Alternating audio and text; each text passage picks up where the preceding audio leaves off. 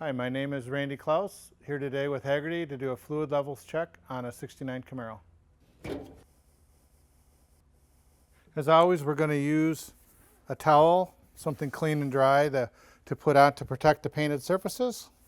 The first thing I'm going to check is coolant, and we always want to check coolant when it's cold. The coolant will, as it gets hotter inside the system, will pressurize.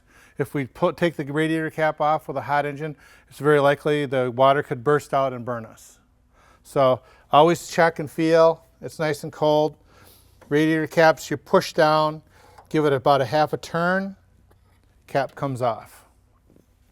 I'm fortunate to have an LED light on the end of a flashlight, which works really good for looking down inside of places. So if we look down inside this radiator, we can see the tubes on the radiator and the cleanliness of the radiator. That's really important. As the radiators age, we're going to start seeing a lot of corrosion and a lot of growth around those tubes.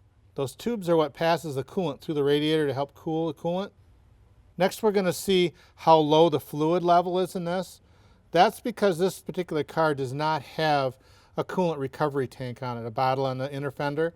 So it actually runs this low, so when it gets super hot, it expands up to the bottom of that radiator cap. So that's exactly where the level needs to be in this car. As coolant gets older, it can start deteriorating, and it'll actually start leaving deposits inside the radiator. And where you're going to see those most of the time is right at the end of those tubes that you're seeing in there. There'll be little corrosion growths built up around them. Once those get so bad, then it's time to replace the radiator because it's plugged up and it can't cool the coolant anymore. I have a baster. I use this all the time for different fluids. In this particular case, I'm going to take out enough fluid out of the radiator so I can test it. So coolant comes in many colors. You can get red coolant, blue coolant, green coolant. In this case, we're running a yellowish colored coolant. So the product I'm using today is called AccuStrip. I've just picked this up at a local auto parts store. And inside you're going to find they're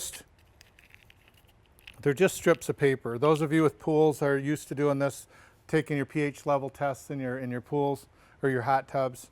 But we just stick it in.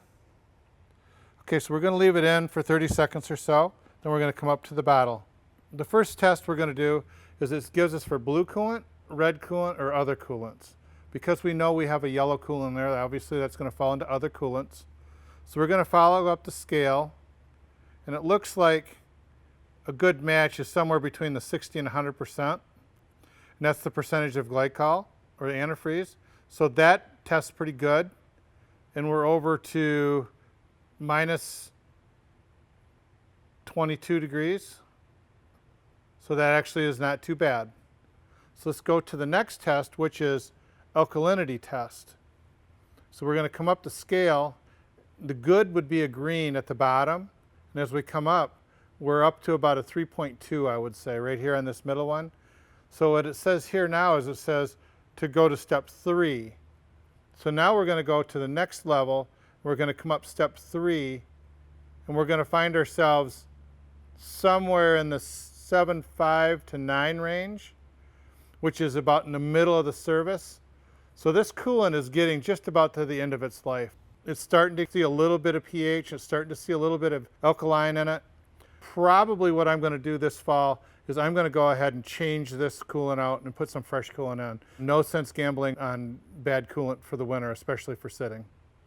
So by using litmus strips in the coolant, we can certainly tell the amount of coolant protection as far as the temperature goes. We can test the alkalinity and the pH level. I think that's a very thorough way to do a coolant test. Thanks for watching, guys. If you have any comments, leave them in the section below.